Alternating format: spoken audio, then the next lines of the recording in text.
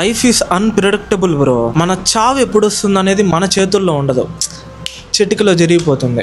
2025లో మీరేం నేర్చుకున్నారో నాకు తెలియదు, కానీ నేనేం నేర్చుకున్నానో చెప్తా. జనవరిలో దేవుణ్ణి చూద్దామని కుంభమేళాకి వెళ్ళినప్పుడు చాలా మంది చనిపోయారు. మొన్న పెహల్గామ్ అటాక్ జరిగినప్పుడు వెకేషన్ కి వెళ్దామని పెహల్గామ్కి వెళ్తే టెర్రరిస్టులు 26 మెంబర్స్ ని చంపేశారు. 18 years తర్వాత ఆర్సీబీ కప్పు కొట్టిందని కర్ణాటక మొత్తం కదిలొస్తే బెంగళూరు చిన్నస్వామి స్టేడియంలో 11 మంది స్టాంపేడ్ లో చనిపోయారు. నిన్నటికి నిన్న చాలా మంది వాళ్ళ ఫ్యూచర్ కోసం లండన్ కి వెళ్దామని అహ్మదాబాద్ నుంచి లండన్ కి వెళ్లే air India flight take off అయిన 5 నిమిషాలు ఒక బీజే మెడికల్ కాలేజ్ అని కాలేజ్ పైన క్రాష్ అయ్యి 241 మంది చనిపోయారంట. ఇంకా బాధాకరమైన విషయం ఏంటంటే అదే టైంలో ఆ మెడికల్ స్టూడెంట్స్ క్యాంటీన్ లో కూర్చొని లంచ్ చేస్తా ఉన్నారంట. వాళ్ళకి తెలియదు కదా అదే ఆఖరి ముద్దని.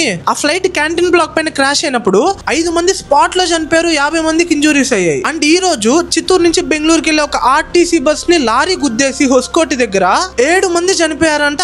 ఆ చనిపోయిన 7 మందిలో 4 చిత్తూరు వాళ్ళు. అండ్ 17 మెంబర్స్ కి ఇంజురీస్ అయ్యాయంట. అండ్ ఆ 7 మెంబర్స్ లో 3 months బేబీ కూడా చనిపోయిందంట. అయిపోయిన దాని గురించి ఇప్పుడు మనం మాట్లాడుకున్నా వాళ్ళు మళ్ళీ తిరిగి రారు. నేనేం చెప్పాలనుకుంటున్నానంటే ఉన్న రోజులు హ్యాపీగా ఉందాం, లైక్ ఎవ్రీ సెకండ్ ఎంజాయ్ చేద్దాం.